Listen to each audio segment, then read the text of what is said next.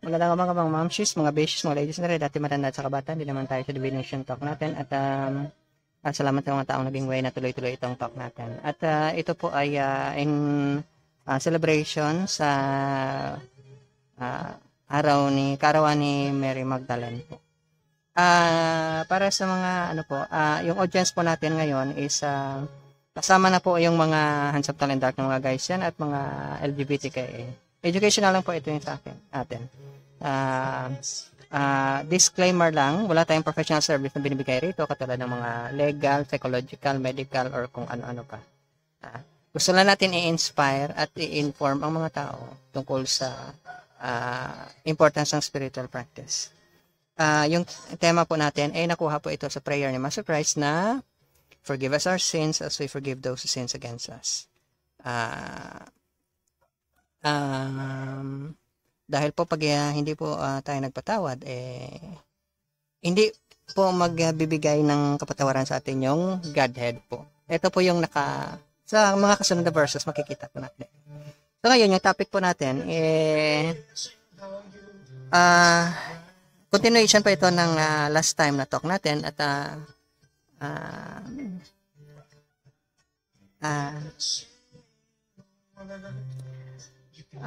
tungkol ito sa parable of the fishing net, drag net. Okay. So ngayon, dito tayo sa mga gawa, which is Acts, yung sinasabi natin. Now, ito, tingnan natin, basahin natin yung nakasulat sa Acts na sinabing, muling dumating sa kanya ang tinig na ikalawang pagkakataon at ang nilinis ng Diyos ay wag mo nang ituring na marumi. So, 3 beses po ito sinabi at saka hindi nakuha po ni si Peter yata, si Peter yata yung sinabihan ito. So, ano ibig sabihin nito? Yung mga bagay po na malinis na po, wag na po nating i-consider na contaminated. So, minsan ito yung problema sa atin kasi gusto nating ipilit yung mga certain rules and regulation, mga rituals na hindi naman po bagay na kailangang manatili pa dahil pinipreserve niya po yung tinatawag nating pananaw natin na marumi yung mga bagay na malinis para sa Godhead po. Kaya nga po yung evangel na sinasabi, agape po yan, perfect love. Yun yung evangel po na maging maligaya tayo dahil dumating na yung evangel or agape or perfect love. Sa Vedic culture po or sa Vedas or sa Vaishnav tradition, inintroduce po ito ni Lord Chaitanya. Sa Christian practice, inintroduce po ito ni Master Christ at ni Mary Magdalene po. Ito ay tungkol sa agape or perfect love or pure love po, uncontaminated. Na yung agape po ito, na siya binibigay ng sadhu, katulad ni Master Christ, mga guru acharya, mga mystic mentor, mga prophet messenger, self-sustaining po ito at ibig sabihin po, parang independent po siya. Kaya niya tumayo sa sarili niya. Yung iba po, yung mga ritual, ceremony, so kung ano-ano pang mga pinagagawa natin ng mga seremonyas, hindi po yan makatayo sa sarili nila kung wala po yung agape or perfect love. Which siya din po yung Godhead na tinatawag. Akala ng iba, pag very faithful ka sa religious, spiritual, or temple practice mo na mga worship, mga kung ano-ano pa dyan, na wala yung agape or perfect love, self-sustaining po yan. Kaya niyang tumayo sa sarili niya. Kaya kanyang, kung baga sa layman's term pa, kaya kanyang isave. Hindi po agape lang po or perfect love. Or ano, or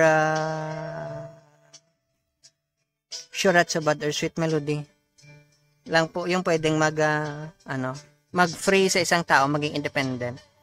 So ngayon, tuloy-tuloy natin to.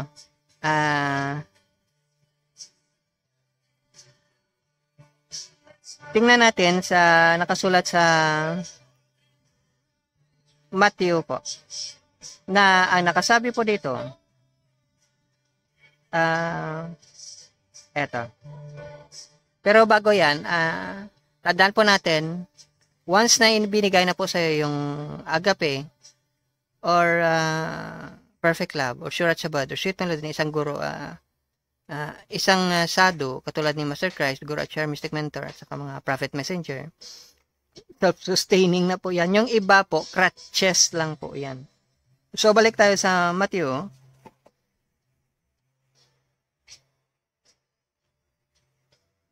Na sa Matthew po, nakasabi dito, ang kaaway na naghasik ng mga ito ay ang dyablo. Ang anihan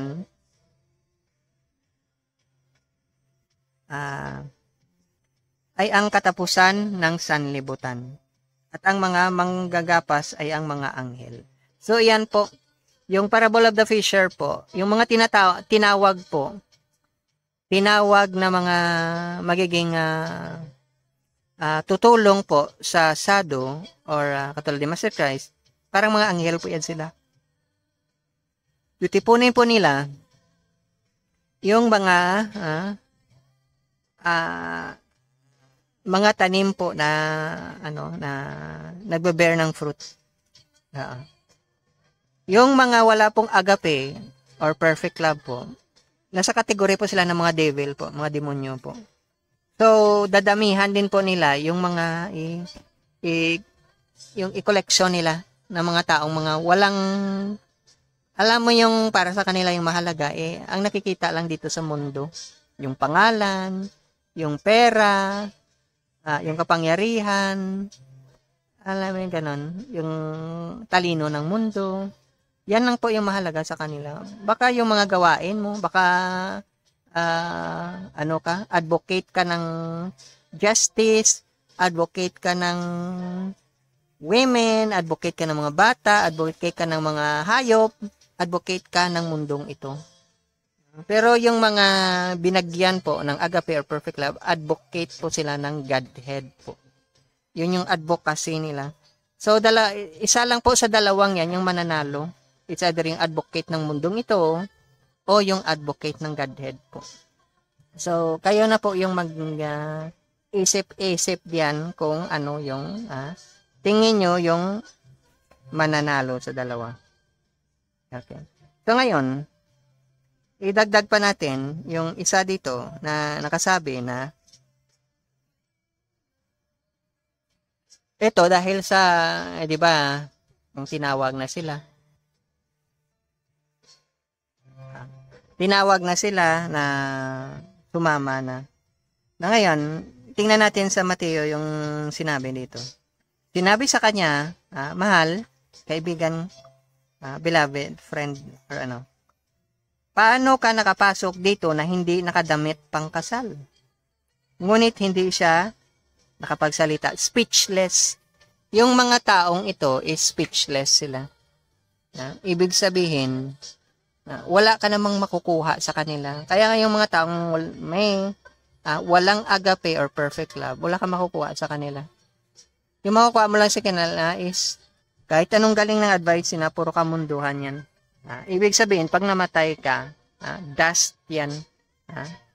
Baka dustbin. Sige. So, wala kang patutunguhan dyan. Pero kung pakinggan mo, parang may mga sense naman, parang mga matatalino naman, parang mga mature kung magsalita.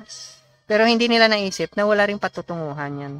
Kaya speechless sila. So, ngayon, ikaw po, may agape or perfect love, dadamitan ka ngayon. Ano yung wedding dress mo? Ang wedding dress mo po ay ang agape or perfect love. Yan po yung wedding dress mo. Ay, ano yung wedding dress ng mga walang agape or perfect love? Wala po. Nakahubad po sila. Kaya nga sinabi sa kanya, how dare you? Diba yung sinasabi natin pag mga pilosopo, mga loko-loko, o mga tarantading tao, sinasabihan natin na, how dare you? Ganon yung mga taong walang agape or perfect love. How dare you? Ngayon, titingnan natin ang dagdag na sinabi rito na samantalang naantala pa ang lalaking ikakasal ay inaantok silang lahat at nakatulog. Sinabi ko ito last time na yung mga taong mga tinawag para makisali sa salo-salo ng ng husband, which is a Godhead yun, ay hindi sila makapag-antay. Kating-kati po sila. Taing-tae. Ihing-ihi na po sila. So, hindi sila makapag-antay. So, sabi nila, dahil sa sobrang nila, hindi makatiis, natulog po sila. Dahil sa pagkatulog nila, ayun po. Hindi sila nasama sa sa kasal. Pero tayo din po, yung mga tao po na nabigyan po ng shadow ng agape or perfect love katulad ni Master Christ na nagbigay sa atin, or mga Guru Acharya, mga mystic mentor, mga prophet messenger, sila po yung nagbigay sa atin ng agape po, is wag po tayong matulog. Wag po tayong papetiks-petiks lang dahil buhay po ito. Ito yung totoong kapalit ng buhay natin. At saka paalala lang po, yung parables po, yung mga kwento dito, hindi po ito para sa mga taong walang agape. Kasi hindi po nila mabuksan yung totoong ibig sabihin ng mga parables. Sadyang ginawa yung mga parables, sinabi ni Master Christ, para sa mga itago sa mga taong walang agape or perfect love, yung yung ibig sabihin nito. So kayo po, pag hindi pa kayo nabigyan ng agape or perfect love or Surat Sabad or sweet melody, sali nyo lang sa melody, ay i-grab nyo na po yung opportunity kung merong sado na nakapaligid sa inyo. Kasi yan lang yung passes nyo para pumasok po kayo sa secret, sa federasyon ng mga marites ni Maringtes, at makapasok kayo sa Eden, Garden of Eden or Lover's Paradise po. Okay. So ngayon, tingnan natin dito sa kabila po. So Mateo pa rin po ito. Ngunit sumagot siya at sinabi, katotohanan sinabi ko sa inyo, hindi ko kayo nakikilala.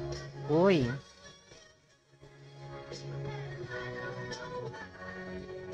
Ay, mali. Sa 12 pala ito. Kaya maging handa kayo sapagkat hindi nyo nalalaman ang araw o ang oras. Oo. Yung sinabi ko po is nagsagutan kasi yun. Pero ito yung warning, ito yung focus po natin, yung warning. Maging handa kayo sapagkat hindi nyo nalalaman ang araw o ang oras ng pagdating ng bridegroom.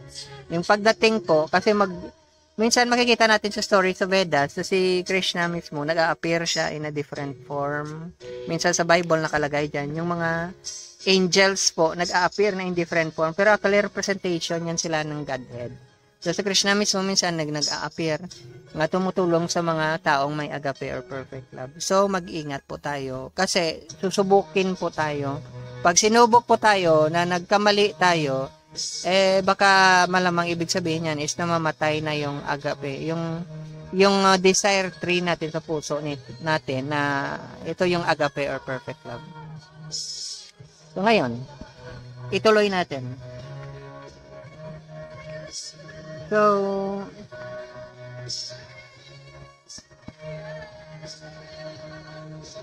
punta naman po tayo sa parang revelation yata to. Ang nakalagay po dito ay ito po. At ang sino mang hindi natagpo ang nakasulat sa aklat ng buhay ay itinapon sa lawa ng apoy. Oh my God. Excuse me. So, hindi pala nakalagay. Pero titingnan natin sa unang mga verses. At makita ko ang mga patay, mga dakila at mga hamak na nakatayo sa harapan ng trono at binuksan ang mga aklat. Binuksan din ang isa pang aklat, ang aklat ng buhay. At ang mga patay ay hinatulan ayon sa kanilang mga gawa, ayon sa nakatala sa mga aklat. Tapos, ito ngayon, ang wala sa, di nakasulat sa aklat ng buhay, itinapon sa lawa ng apoy. So, ano po yung aklat ng buhay? Ang aklat ng buhay po, ito po yung nabigyan po kayo ng agape or perfect love or Shurat Shabad or Sweet Melody. Okay. Yan po. So ngayon po, kung gusto niyo pong masulat yung pangalan niyo sa Aklat ng Buhay, which is Tree of Life din, or Book of Life, doon yan sa Bhagavad Gita, kailangan po may agape or perfect love kayo. Kasi kung wala, hindi po masulat yung pangalan niyo. Okay. Hindi kayo masama sa salo-salo ng bridegroom. Okay. So, titingnan natin. Balik tayo sa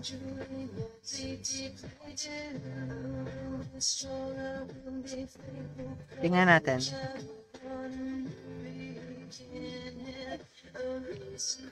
Okay. Kaya't si Lot ay lumabas at kinausap ang kanyang mga manugang at noon ay napangasawa ng kanyang mga anak na babae at sinabi, tumindig kayo at magsialis kayo sa lugar na ito sapagkat gugunawin ng Panginoon ang bayan. Subatit ang akala kanya ng mga manugang ay nagbibiro isa. Tingnan po natin.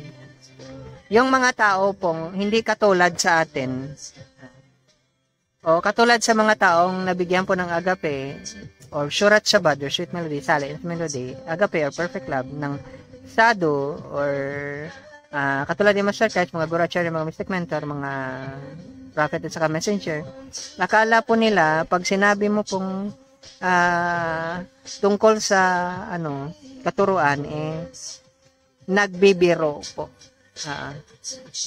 Kala nila nagbibiro po.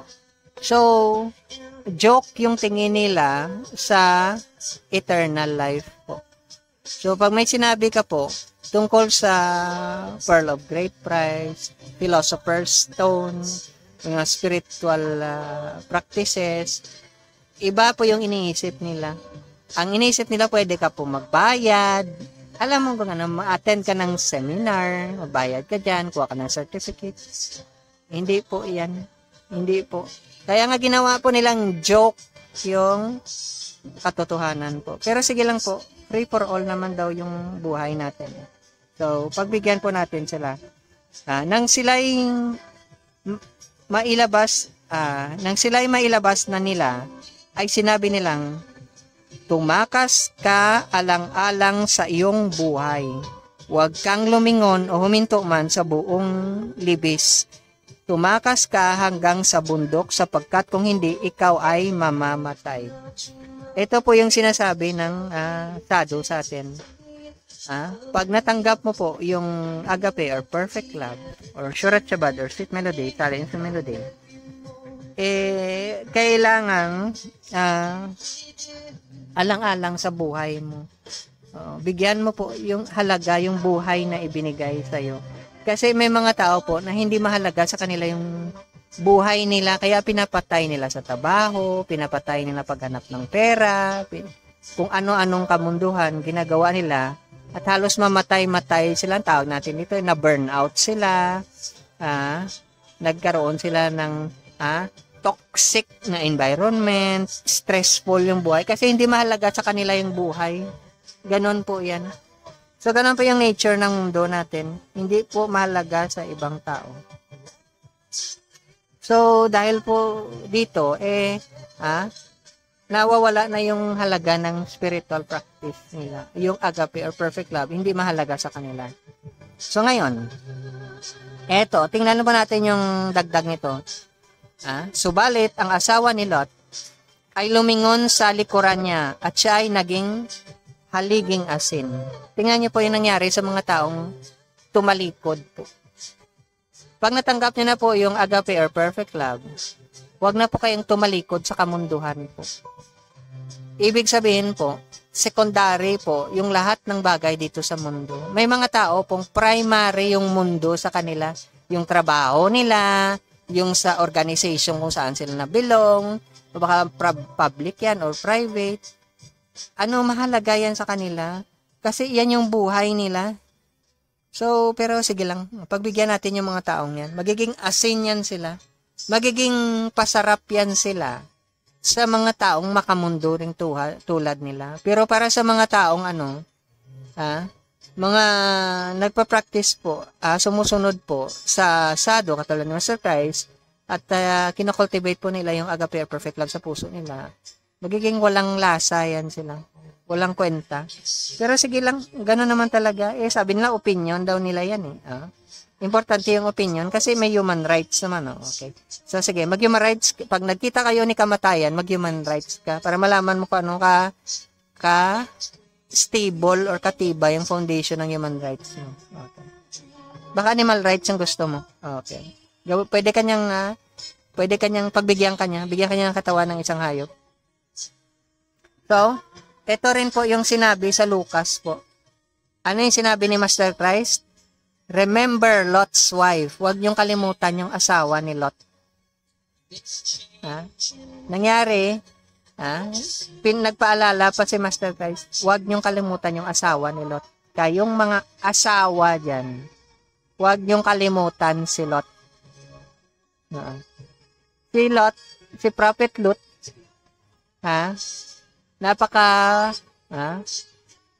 matuwid na tao, pero yung asawa niya, sige lang po. Gano'n naman po talaga minsan. Mababait naman po yung mga asawa. Pero dahil sa medyo sobrang bait ng asawa ni Prophet Lot, mundo po yung nabigyan niya ng priority. So, alam niya naman yung nangyari, di ba? Naiwan yung asawa niya. Gusto niya magpaiwan kasi. Alam mo, isasama siya sa Garden of Eden ng husband niya, ni Prophet Lot. Sa buhay na walang hanggan, ayaw niya, masarap ito sa mundo Sige, pagbigyan niya na lang po, kasi gano'n naman talaga. So, ipagpalit nila yung eternal life, ipagpalit nila yung buhay sa Garden of Eden, sa Lover's Paradise, ipagpalit nila yung agape or perfect love sa buhay na walang value. Kasi yung buhay po na walang perfect love po, flat tire po yan, wala yung value, pero gano'n naman talaga. Sophisticated na yung tao ngayon, matatalino, hindi mo na pwedeng turuan. Pag tinuruan mo pa, baka sabihin nila napakabobo mo, matalino na sila, turuan mo pa. Parang mali naman yata. So, wag kang mag-ingat ka pag nagturo ka sa mga matatalino, kasi magiging bobo yung labas mo. Okay. So, ngayon, tuloy po tayo. Eto ngayon, sa Psalms po, ang kasabi dito, mapalad ang taong hindi lumalakad sa payo ng masama, ni tumatayo man sa daan ng mga makasalanan, ni umupo man sa upuan ng mga manunuya. Suya sa'yo. So, ano ibig sabihin nito? Ang ibig sabihin nito, ang kasamaan at kabutihan, ang criteria po, katulad sinabi ko last time, ang criteria po is agape lang, perfect love. Pag wala pong agape or perfect love, hindi po yan mabuti. Medyo mabigat ito sa mga taong walang knowledge tungkol sa agape. Pero sa mga taong naintindihan nilang agape, wala pong kabutihan na wala yung agape. Kaya nga tinanong si Master Christ na parang good teacher yata, sinabi sa kanya, sabi niya isa lang yung good. Ibig niya sabihin yung Godhead lang. Pero hindi ito nakuha ng iba. So, ganun po yan. Na pag wala pong agape, wala pong kabutihan, puro kasamaan yung patutunguhan yan. Wala pong discretion yan. Wala pong discernment. Wala pong prudence. Kasi agape lang yung magtuturo sa iyo ng kung ano yung tama. So, ngayon, balik tayo sa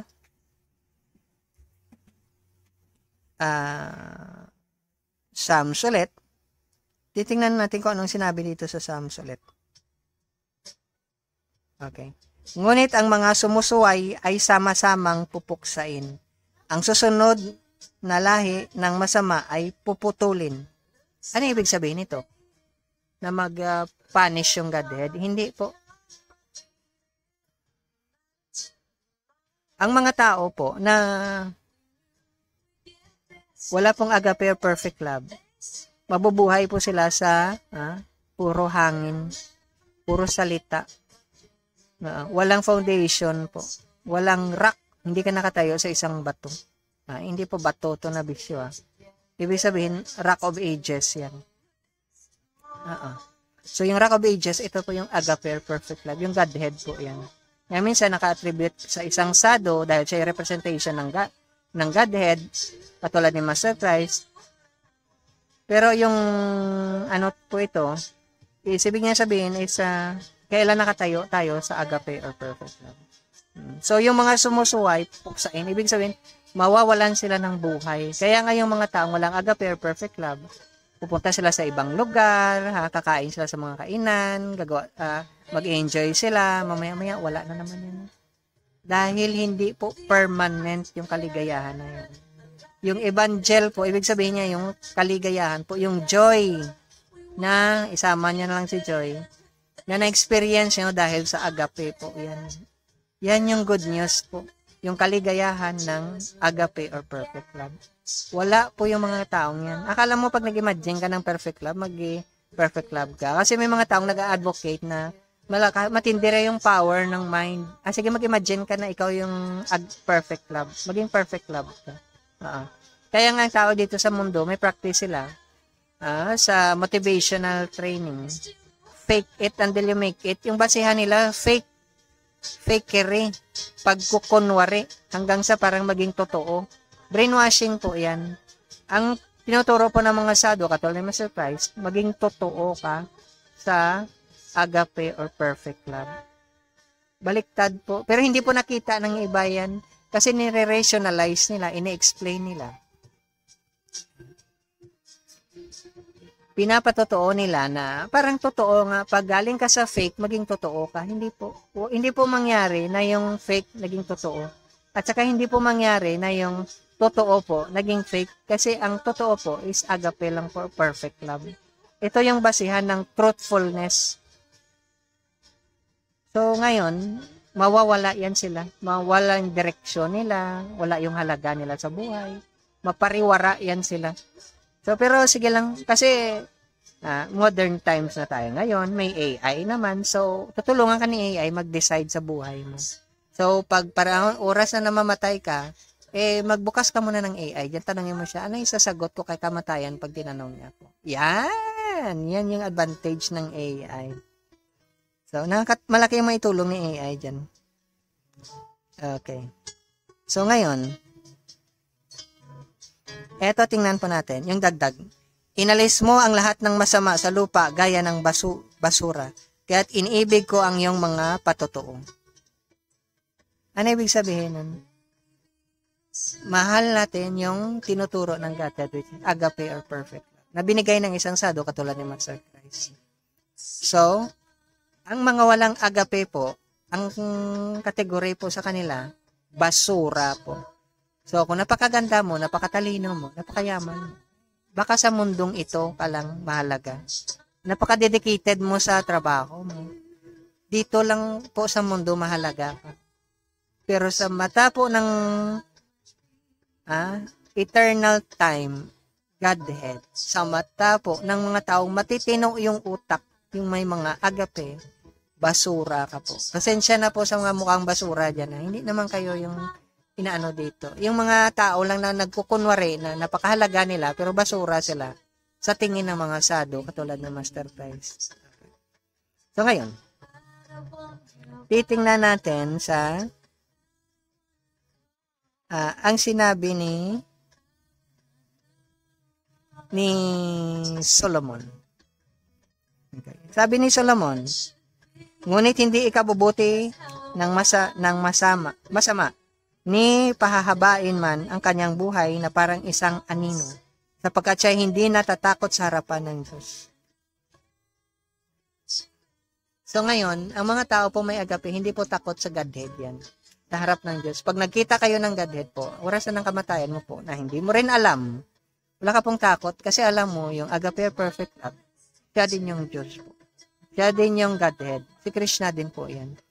Okay. Dahil sa sado po, pinapakita niya sa iyo, katulad ni Master Christ, yung ugali ng Godhead. Kaya nga sabi ni Master Christ, matagal yun na akong nakasama, gusto niyo pang malaman yung Godhead. Siya na ngayon yung sado, yung Godhead, na yung representation, kasi image nga siya ng Godhead. Siya yung nagre-reflect ng agape or perfect love. Pero may mga tao kasi hindi nila maintindihan. Sobra kasing talino. Alam mo naman yung punong-puno yung ulo mo, hindi mo na alam kung anong unahin mo. So, sobrang talino mo. Gano'n naman talaga yung buhay. Pag sobra mong talino na, hindi mo na alam kung anong aanahin mo. Multitasking ka kasi. Okay. So, ganun po yan. So, ngayon, dahil sa sobrang galing mo, hindi mo alam kung anong gagawin mo. Na ngayon, tingnan natin sa sinabi ni Isaiah. Kasi si Isaiah, ito yung kino-quote ni Master Christ, si Isaiah. So, titingnan natin kung anong sinabi ni Isaiah. Sabi ni Isaiah,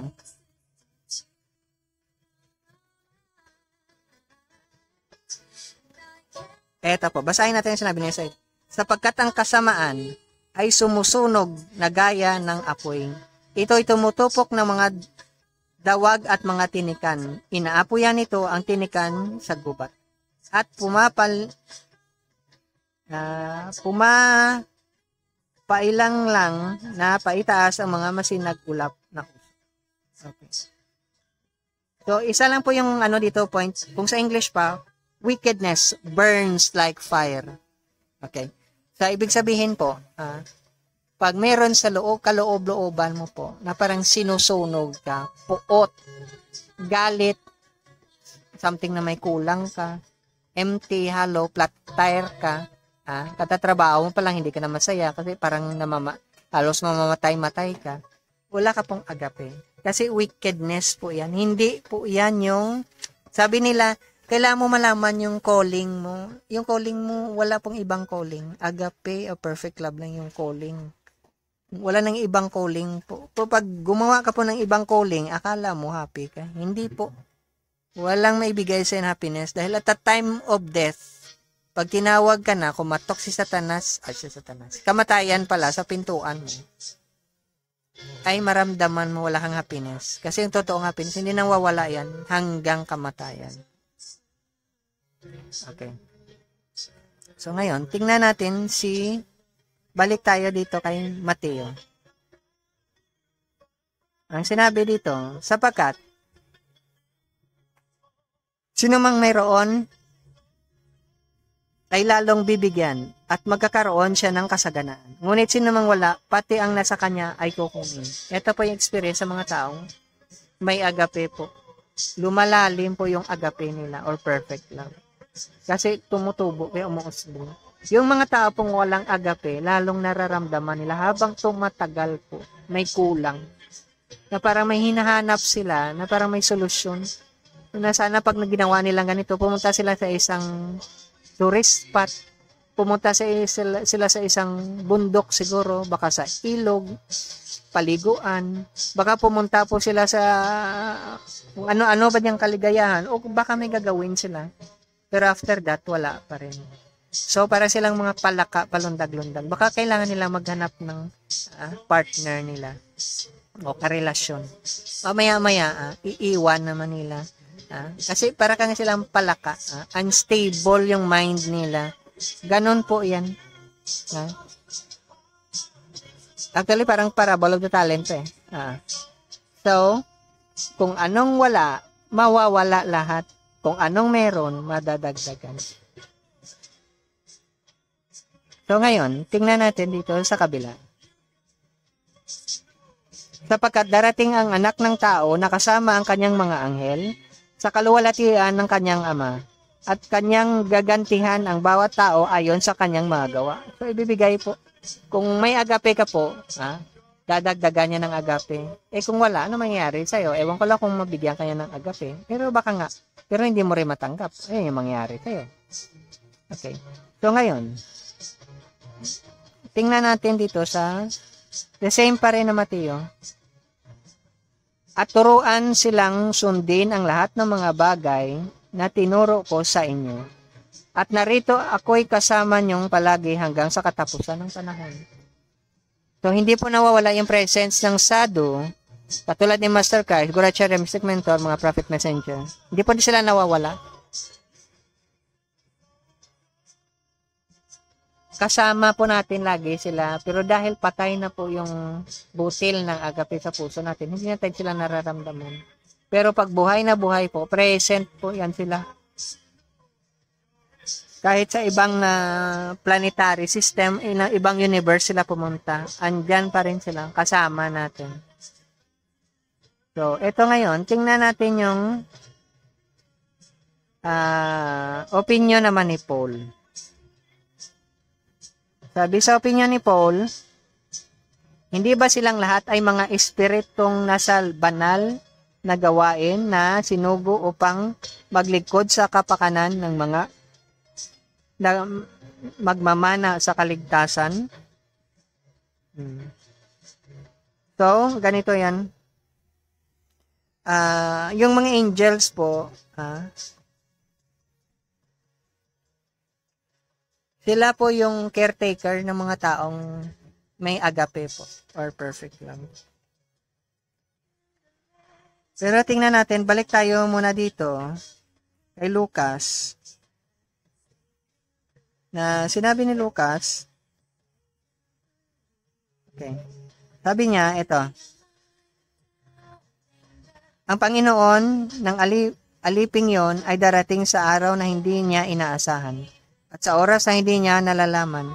Siya ay pagpuputol-putulin at isama sa mga hindi tapat. So, ito po yung paalala sa atin.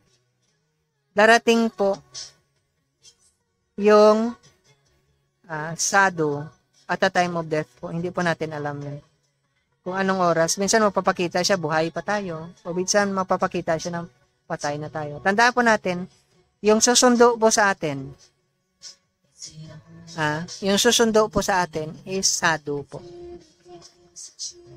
May times na si Krishna mismo yung susundo sa'yo. May times na yung guro mo mismo yung, or sado, o guro mo, acharya, mystic mentor, prophet, messenger mo, yung susundo sa'yo. May times na member ng family mo na isang sado rin. Katulad ni Dhruva Maharaj, anak siya, sinama niya yung nanay niya sa planet niya. Ganon din po tayo. So kayo po, na mga members ng family, especially kayo mga lalaki po, mga sa partnership po, yung nag-act as role as husband po, siya yung magdadala sa wife niya at sa mga anak niya sa Eden po, Garden of Eden or Lover's Paradise po. Hindi po natin alam yan kung hanggang kailan kasi minsan yung mga members ng family natin namatay, nag-pass away na. Pero hindi po masama yung reason na nauna silang nawala o di kaya ay mauna tayo mawala. Yung mga ibang members ng family. Pero sila po yan, kung mga sado po sila yung susundo sa atin. Hindi po si kamatayan yung lalapit sa atin. Sila po. Mamamatay yung katawan po, pero sila yung susundo. Ganon po yun. So ngayon, ito po yung last na natin. Kay Mateo po. Ito yung katapusan sinasabi. Darating ang Panginoon ng aliping iyon sa araw na hindi niya inaasahan at sa oras na hindi niya nalalaman. Inulit lang po. So, ibig sabihin, tandaan niyo po, sado yung susundo sa isang taong may agape or perfect love. Ang susundo po sa taong walang agape or perfect love po ay si kamatayan po. So, yung sado yan, in the form of mismo yung Godhead mismo, mag-appear sa'yo. In the form of Master Christ or Guru, Acharya, Mystic Mentor, Prophet, or in the form of husband mo, or in the form of anak mo, na sado. Lahat sila sado, sila yung susundo. Depende kung sino yung kasi may pledge yan, may sumpa yan, na siya yung kukuha sa'yo. So, katulad ni Master Christ, nagsumumpa siya sa tao na pinako sa cross na kasama niya, na isasama niya. So, ibig sabihin, pag namatay yung taong yon, si Master Christ mismo, personally yung susundo sa kanya. Ganon po kahalaga yung isang taong sado po sa buhay natin. So, hanggang dito na lang po tayo at salamat sa mga taong mga taong tumulong po sa atin at mga nakinig po sa atin. Sana po ay patuloy yung pakikinig nyo at dagdagan po natin susunod. Again, in celebration po ito sa appearance ni Mary Magdalene, which is parang si Radharani ng Christianity po. Okay. So, salamat po. Sana sa lang po tayo. Bye-bye.